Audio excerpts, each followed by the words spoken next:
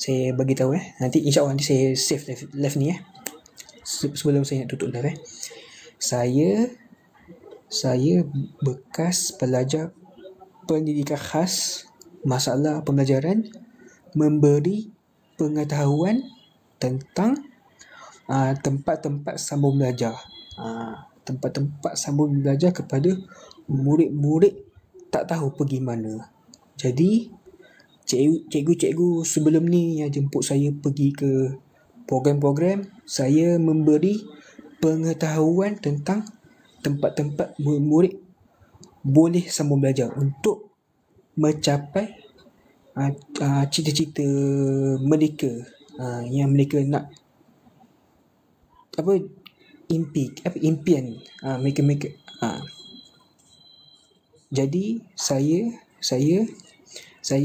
pernah rasa mengalami masalah pembelajaran sampai kemurungan. Saya pernah rasa masalah pembelajaran daripada tahun 2009 sampailah tahun 2018